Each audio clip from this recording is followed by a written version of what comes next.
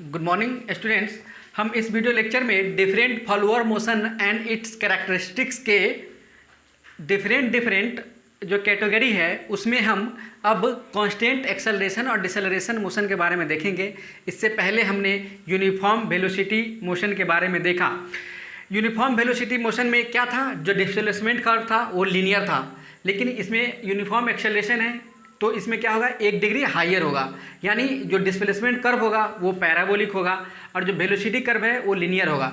ठीक है, तो और इसमें जो मैग्नीट्यूड है, देखिए यहाँ पे हमने लिख दिया है कांस्टेंट एक्सेलरेशन, मान लीजिए एक्सेलरेशन की इसका क्या कांस्टेंट है, एक्सेलरेशन का वैल्यू चेंज नहीं करेगा, यानी वेलोसिटी क्या होगा, लीनियर होगा और डिस्प्लेसमेंट क्या होगा, पैराबोलिक होगा। ये तो सबको पता है, इस बेसिक चीज़ है।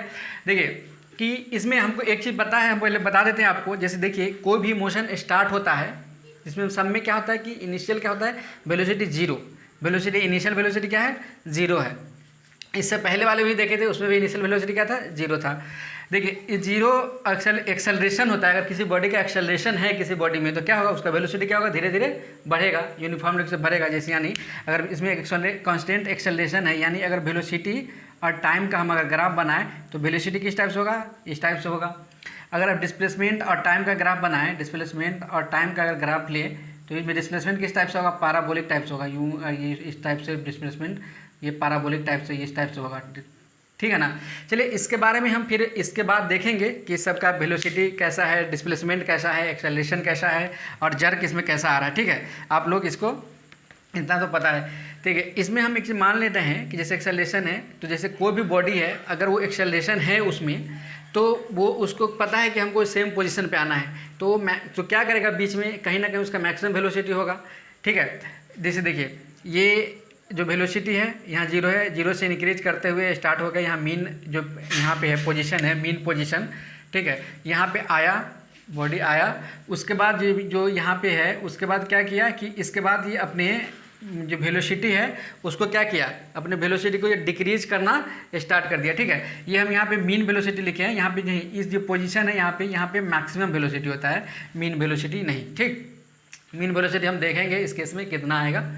अभी यहाँ पे क्या होगा, मीन पोजीशन पे जब यहाँ पे जो डिस्प्लेसमेंट होता है, जो डिस्प्लेसमेंट आपको पता है ना कैसे होता है, तो जो अगर पूरा डिस्प्लेसमेंट हम माने कि एच है तो हाफ डिस्प्लेसमेंट यहाँ और हाफ यहाँ, तो हाफ पे आने के बाद इसका वेलोसिटी क्या यहाँ शुरू से लेके यहाँ तक तो इंक्रीज करता है हाफ टाइम तक। ये टाइम ये टी नॉट है। ठीक है, ये टी नॉट टाइम कितना है, जितना टोटल टाइम है उसका हाफ। ये आउट स्ट्रोक टाइम कितना है, जितना पूरे टोटल टाइम है उसका हाफ है ये। ठीक है, ये सॉरी हम लिख दें यहाँ पे हम 2 लिख देते हैं। ठीक, इसको आप सिंपली ऐसे भी लिख सकते हैं कि इसमें हम इसको जो ये वाला जो टाइम है हमारा, हम इसको T0/2 लिख सकते हैं, बिकॉज ये जो टाइम है, ये जो आउट स्ट्रोक टाइम, अब सिंपली समझ लीजिए किस तरीके से लिखा हुआ है, ये हाफ टाइम ये है और हाफ टाइम ये। चलिए अब ज़्यादा ठीक रहेगा, आप लोगों को समझने में ज़्यादा दिक्कत नहीं होगा। ये जो आउट मतलब जो पूरा अगर टोटल टाइम है उसका हाफ यहाँ लगता है, हाफ यहाँ लगता है, ये तो सिंपल चीज़ है। अब हम इसमें देखते हैं कि हम इसका डिस्प्लेसमेंट कैसे निकालेंगे, एक्सेलरेशन कैसे निकालेंगे, वेलोसिटी कैसे निकालेंगे। अब आपको यूनिफॉर्म वेलोसिटी मोशन और यूनिफॉर्म एक्सेलरेशन मोशन जो आप सिंपली जो पढ़े हैं वन डायरेक्शन लीनियर मोशन में, उससे आपको पता है एक्स क्या होता है, डिस्प्लेसमेंट क्या होता है, ut plus half at square. ठीक, तो यहाँ से एक्स हम पहले ये हाफ के लिए देख रहे थे, एक्स कितना है, h/2, बिकॉज यहाँ से लेके यहाँ तक एक्सेल जो होता है कि इसमें क्या होता है, बॉडी का एक्सेलरेशन कांस्टेंट रहता है, लेकिन फिर यहाँ से भी कांस्टेंट रहता है, लेकिन यहाँ पे रिटार्डेशन होने लगता है। तो हम किसी एक ही के लिए देख सकते हैं, या तो एक्सेलरेशन या डिसेलरेशन। ठीक, तो इसमें हम देखें तो जीरो, तो ut initial velocity zero, half a acceleration और टाइम आउट स्ट्रोक टाइम कितना है, T0/2। चलिए T0/2 आउट स्ट्रोक टाइम। ठीक, 2 से 2 कट गया, h हम निकालें तो at²/4, एक्सेलरेशन हमारे पास इतना आ गया, एक्सेलरेशन इतना आ गया, लेकिन ये T0 के टर्म में है, मतलब टाइम के टर्म में है। यहाँ देखिए एक्सेलरेशन टाइम के टर्म में है। अगर हम इसको एंगुलर वेलोसिटी के टर्म में लिखें तो यही चीज़ है, यहाँ पे लिखा हुआ है। आप लोग वीडियो आराम से पॉज करके लिख लीजिएगा पहले, ठीक है ना, या जैसे लिखना हो, लेकिन वीडियो पॉज करके लिख लीजिएगा। तो यही को हम T0 को θ0/ω लिख सकते हैं ना। टाइम क्या होता है, angular position change bye angular velocity है ये। ठीक, तो इसको फिर सॉल्व करके 4h ω², जैसे देखिए 4h ω ऊपर आ गया, ω² θ0 नीचे है तो θ0। ठीक है, फिर ये तो हमारा निकल गया एक्सेलरेशन। ये एक्सेलरेशन अगर ये अक्सर क्वेश्चन में आता रहता है, find the acceleration during constant acceleration motion of the cam, तो ये आपको फार्मूला अप्लाई कर देना है सिंपली। थीटा नॉट क्या है? आउट स्ट्रोक डिस्प्लेसमेंट, जो आउट स्ट्रोक में कितना, out stroke angle rotation of cam, out stroke angle rotation of cam, ठीक है, सब हम पहले बता चुके हैं। वी नॉट क्योंकि अगर हमको निकालना हो, वेलोसिटी निकालना क्या होता है? u plus a t, v बराबर यू प्लस ए टी होता है। एक्स यू तो जीरो है, एक्सेलरेशन हमारे पास ये आया हुआ है ये टर्म, तो एक्सेलरेशन को यहाँ पे हम पुट कर दिए।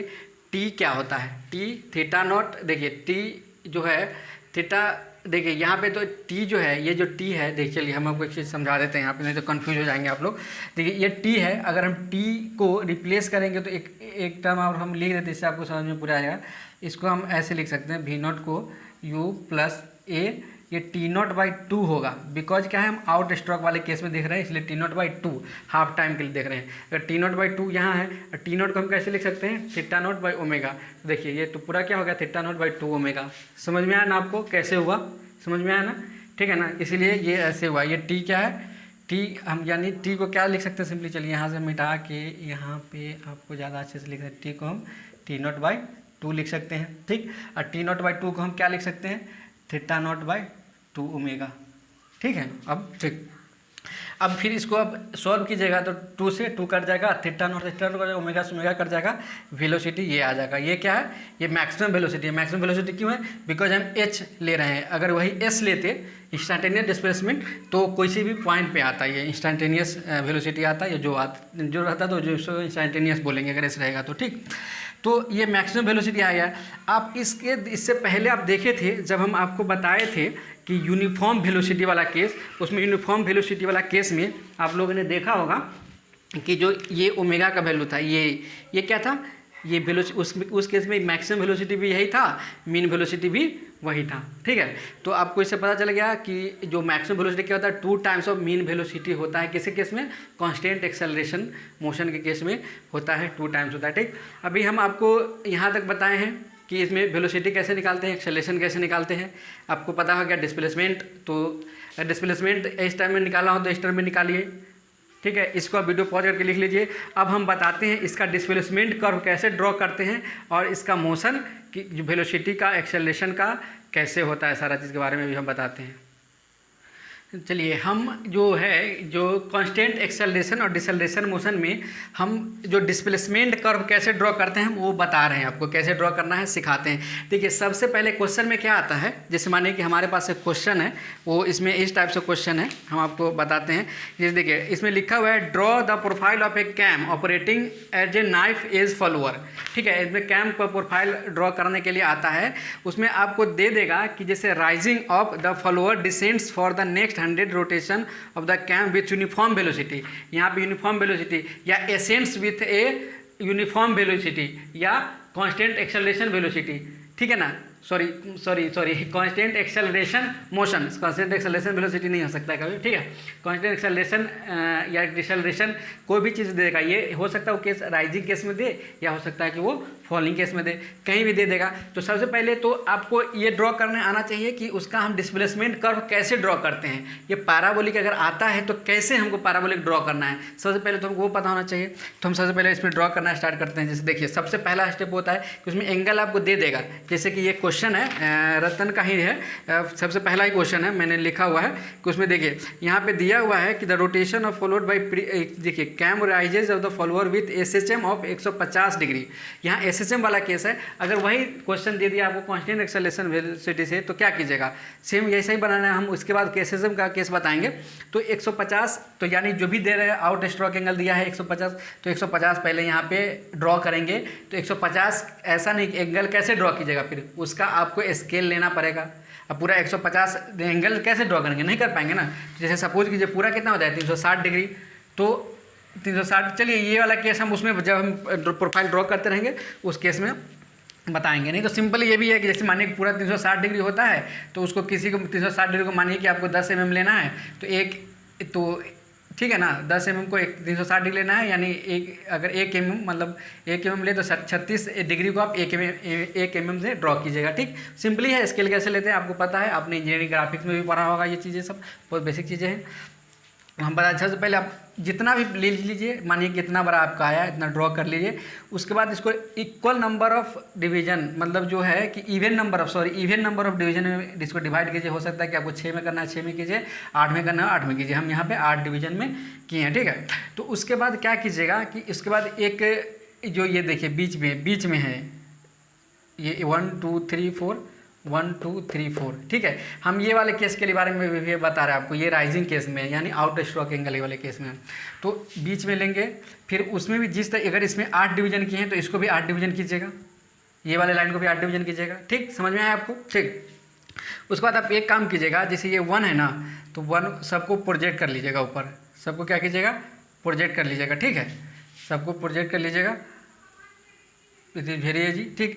ये प्रोजेक्ट करने के बाद आप एक काम ये कीजिएगा कि जैसे देखिए ये 0 ये अगर जैसे राइजिंग केस में रहे तो यहाँ 0 से यहाँ से स्टार्ट कीजिएगा हमेशा, और इसको 1 पे मिलाइए एक लाइन को, ठीक है। सब पे देखिए 1, सॉरी ये टेढ़ा हो जा रहा है मेरा, ये अगर स्केल रहता तो एकदम पूरे स्ट्रेट बन जाता, ठीक है ना। 1 पे, फिर 2 पे, फिर 3 पे, फिर 4 पे, देखिए 4 पे मिला है। अब 4 वाला यहाँ है ना तो 4 वाले को पूरा ये देखिए बीचों बीच है तो पूरे कॉर्नर पर लेके चले जाइएगा, ठीक है। यहाँ तक मिला दिए, यहाँ तक मिला दिए ना। अब देखिए अब क्या कीजिएगा, अब यहाँ से 4 तक मिला लिए, ठीक है। अब क्या कीजिएगा, अब इधर वाले को मिलाइएगा, अब यहाँ से 7 को इससे इस कॉर्नर से लेके, ध्यान रहे ये स्टेप ध्यान रहे आपके पास, ठीक। तो अब हमको जैसे माने कि हमको प्रोफाइल ड्रॉ करना है, हमको अब प्रोफाइल ड्रॉ करना है तो हम कैसे प्रोफाइल ड्रॉ करेंगे। जैसे देखिए यहाँ से हम यहाँ ये था, हम यहाँ से स्टार्ट करेंगे। पहले 1 पे देखिए, ये अगर मानिए कि इसको पॉइंट का अगर नाम देना है तो 1 डैश 2 डैश कुछ भी आप नाम दे दीजिए, देना है दे दीजिए 1 डैश। ये 2 वाला पॉइंट है तो 2 डैश, ये 3 वाला पॉइंट है 3 डैश, ये 4 वाला तो 4 तो यहाँ कट गया, ये 5 वाला पॉइंट है 5 डैश, 6 वाला पॉइंट है 6 डैश, 7 वाला पॉइंट है 7 डैश, ठीक। 8 वाला पॉइंट है 8 डैश, ठीक। आपको 0 देना है तो ये 0 डैश, ये है 4 डैश। जितना डैश है सबको एक स्मूथ कर्व से मिला दीजिए। देखिए अगर हम मिलाते हैं जैसे दूसरा कलर से लेके मिलाते हैं, ठीक है।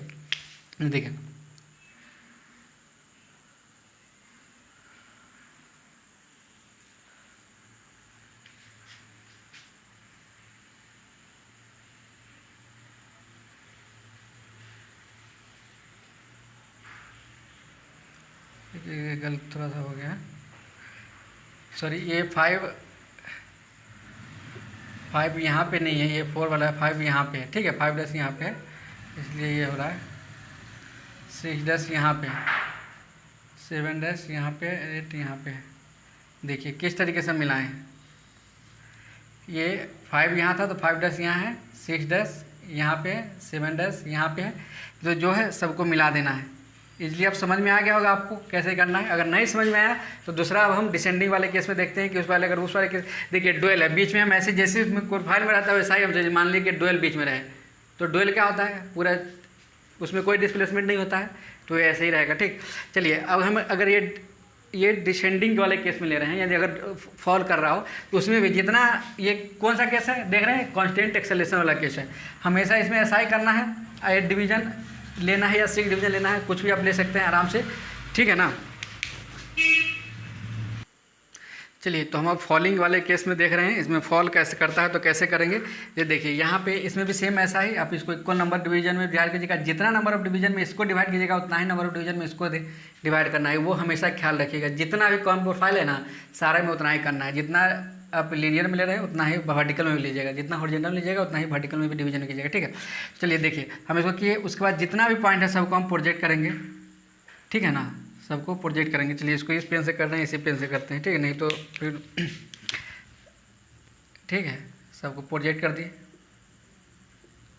एक चीज़ आपको ध्यान रखना है, अगर जिस समय अगर राइजिंग वाला केस आए तो आपको यहाँ से स्टार्ट करना है, फॉलिंग वाला केस है तो यहाँ से स्टार्ट करना है, ठीक है ना, ठीक है। चलिए तो अब हम इसको कैसे करेंगे, देखिए आपको क्या बुलाए थे, हमेशा क्या कीजिएगा 1 को 1 से मिलाना है। एक चीज़ हमेशा याद रखिएगा, हम जिधर से नेम देखिए यहाँ पे 0 1 2 3 8 यहाँ नंबरिंग किए थे, फॉलिंग केस में आपको अपोजिट डायरेक्शन में नंबरिंग करना है, ध्यान रहे। देखिए यहाँ 8 7 घटते हुए क्रम में, ठीक है। तो हम ये 0 को 0 था, ठीक है ना, उसके बाद 0 को किससे मिलाए थे, यहाँ 1 से मिलाए थे। देखिए यहाँ 0 था, 1 से मिलाए थे, सबको 1 से तो सबको मिलाए थे ही, ऐसा नहीं है कि 0 को किसी 0 से ही सबको मिलाए थे। तो लेकिन पहले वाले को 1 से, दूसरा वाले को 2 से, तीसरा वाले को 3 से, चौथा वाले को 4 से, तो ये चौथा वाला यहाँ चला जाता है। ठीक, आप स्केल से कीजिएगा, आपका पूरा स्टेट आएगा। हम इसीलिए अभी कैम प्रोफाइल नहीं बता रहे थे, हमारे पास मजबूरी है, हमारे पास अभी है नहीं पूरा स्केल यहाँ पे। तो अब इसके बाद यहाँ से था, तो अब इधर 5, इधर 6, इधर 7, इधर 8 तो है ही है, जो भी है 8 तो यहाँ पे मिला हुआ है। आपको नंबरिंग देना है, आप आराम से इजली नंबरिंग भी दे दीजिए। मानिए कि ये 1 वाला था तो 1 यहाँ है, 2 है तो यहाँ 2 डैश, 3 है तो 3 डैश, 4 है यहाँ 4 डैश। चलिए और आराम से ये 5 है तो 5 कहाँ कट कर रहा है, यहाँ पे। 6 कहाँ कट कर रहा है, यहाँ पे 6 डैश। 7 कहाँ कट कर रहा है, यहाँ पे 7 डैश। ठीक, अब आपको एक काम करे, बोलिए अब सारे जितना जहाँ कटिंग पॉइंट है सबको मिला दीजिए सिंपली। जैसे मानिए यहाँ पे है 7, यहाँ पे कट किया है तो इसको यहाँ पे मिला देते हैं। चलिए इसको ब्लैक पेन से मिलाते हैं। यहाँ पे मिलाए हैं। 6 कहाँ है, यहाँ पे है।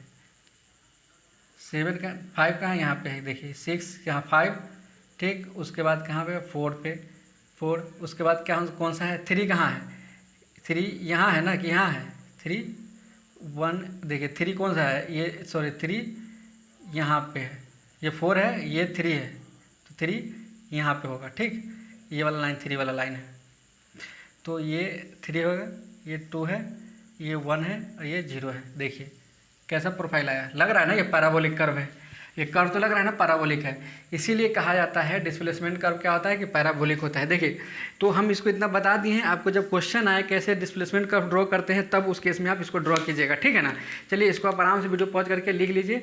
अब हम बताते हैं कि इसमें डिस्प्लेसमेंट तो आप देख लिए कि पैराबोलिक रहेगा, वेलोसिटी आपको पता है कि लीनियर रहेगा, और एक्सेलरेशन तो इसमें कांस्टेंट है, ये है, जर्क रहेगा कितना रहेगा, और ये वेलोसिटी हमारा डिजायरेबल है कि नहीं है, इसको हम कैसे, जब इसका हम जो प्रोफाइल है ड्रॉ करेंगे उसके बाद पता चलेगा। चलिए तो हम करके बताते हैं आपको। तो ये हम यहाँ पे आपको डिस्प्लेसमेंट का जो कर्व है with respect to angle, cam rotation angle, जो कम रोटेशन एंगल पूरा 2 पाई होता है, वो सारे चारों केस में ऐसा ही रहेगा।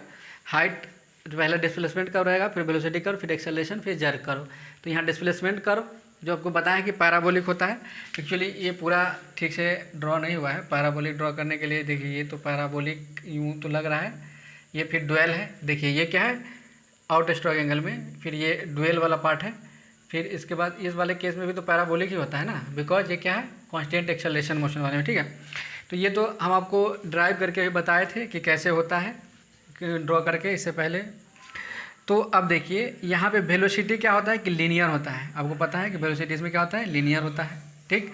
और ये मैक्सिमम वेलोसिटी कितना होता है, मैक्सिमम वेलोसिटी कितना होता है ये आपको पता है कितना होता है। ये अगर velocity 2 omega H by theta naught, ये हाइट इतना होता है, ये आपको पता है, हम डेरिवेशन में देखे थे। और एक्सेलरेशन वाले केस में कितना था, मैक्सिमम एक्सेलरेशन का value 4 omega H square, H square था कि ओमेगा स्क्वायर था, सॉरी ओमेगा स्क्वायर था, बाई थीटा नॉट का स्क्वायर था, ठीक है ना। ये एक्सेलरेशन मैक्सिमम वाले केस में इतना था मैक्सिमम एक्सेलरेशन, ठीक। वो आप लीजिए, तो ये आया। उसके बाद देखिए यहाँ तक तो बताए थे आपको क्या था कि जो यहाँ था वेलोसिटी 0 था, यहाँ बीच में था मैक्सिमम वेलोसिटी था, उसके बाद फिर यहाँ पे 0 वेलोसिटी था एंड में, h/2 पूरा मिला के h। देखिए यहाँ तक आएगा, क्या होगा, इसका वेलोसिटी बढ़ेगा, लेकिन इस पॉइंट पे यहाँ पे आके मैक्सिमम वेलोसिटी होगा, फिर यहाँ से वेलोसिटी डिक्रीज कर रहा है। देखिए डिस्प्लेसमेंट तो हो रहा है लेकिन वेलोसिटी क्या हो रहा है कि घट रहा है, डिसेलरेशन हो रहा है। देखिए यहाँ पे भी देखिए, यहाँ पे सबसे पहले तो यहाँ पे एक्सेलरेशन का कुछ वैल्यू दिया हुआ है, ठीक है। कुछ देखिए ऐसे तो 0 से स्टार्ट होना चाहिए, लेकिन एक्सेलरेटेड है बॉडी ऑलरेडी पहले से ही एक्सेलरेशन में है, इसी वजह से, ठीक है। इसी की वजह से देखिए क्या हुआ कि यहाँ जर्क आ गया, यहाँ भी जर्क आ गया। पिछला केस में क्या था, एक्सेलरेशन में ही जर्क था, इसमें क्या है कि जर्क वाले इन्फाइनाइट है, यहाँ जर्क इन्फाइनाइट है, लेकिन उस समय एक्सेलरेशन भी इन्फाइनाइट था, जिसके वजह से उसको यूज नहीं करते थे, बहुत ही ख़राब था। लेकिन ये उससे थोड़ा सा बेटर है, पिछले वाले यूनिफॉर्म वेलोसिटी से थोड़ा बेटर है, तो इसको स्लो स्पीड में यूज कर सकते हैं। उसको कहाँ यूज़ करते हैं, उसको वेरी स्लो स्पीड में यूज़ कर सकते हैं। इसको जब थोड़ा स्लो स्पीड होगा तो वहाँ पे उसको यूज कर सकते हैं, ठीक है। इसके बारे में हम लिख सकते हैं slightly better than uniform velocity motion, slightly better uniform velocity motion. और दूसरा बात क्या है इसको, कि दूसरा क्या कर सकते हैं इसको, इसमें इसको हम इसमें यूज्ड इन स्लो स्पीड में हम इसको क्या कर सकते हैं, यूज कर सकते हैं। ठीक है, तो अब देखिए दूसरा बात क्या देखना है हमको दूसरा क्या देखना है कि हम बोल रहे थे मैक्सिमम वेलोसिटी, तो मैक्सिमम वेलोसिटी बीच में है यहाँ पे, ये मैक्सिमम वेलोसिटी बीच में है ना, यहाँ पे जब घटा देखिए यहाँ पे उसका वेलोसिटी घट रहा है, देखिए वेलोसिटी घट रहा है तो एक्सेलरेशन भी क्या होगा, घट के आ गया 0, फिर अपने एक्सेलरेशन घट के डिसेलरेशन में आ गया, अब ये डिसेलरेशन में है। ठीक है, डिसेलरेशन में ये वाला पार्ट, और ये तो डुएल है, तो डुएल में एक्सेलरेशन भी 0, वेलोसिटी भी 0। फिर यहाँ पे सेम ऐसा ही, यहाँ पे देखिए क्या बॉडी क्या हाल है, डिस्प्लेसन नीचे जा रहा है, लेकिन बॉडी निगेटिव में ही एक्सेलरेशन है, निगेटिव में ही क्या है यहाँ पे बॉडी में कि वेलोसिटी है कि बढ़ रहा है, नेगेटिव वेलोसिटी बढ़ रहा है। देखिए तो यहाँ पे भी नेगेटिव में ही एक्सेलरेशन है, यहाँ पे जो नेगेटिव एक्सेलरेशन है कुछ उसको क्या बोलते हैं, डिसेलरेशन, इसीलिए कहा जाता है कांस्टेंट एक्सेलरेशन या डिसेलरेशन मोशन, इसीलिए नाम दिया गया। ठीक है, बिकॉज एक्सेलरेशन यहाँ पे, यहाँ डिसेलरेशन है। ठीक है, आपको ये चीज़ यहाँ पे जर्क है, तो इसीलिए इसको क्या कर सकते हैं हम, स्लाइटली बेटर देन प्रीवियसली है, वो हमको बता दिए। ठीक है, तो इसके बारे में आपको समझ में आ गया होगा पूरा। ठीक है, चलिए ठीक है, थैंक यू।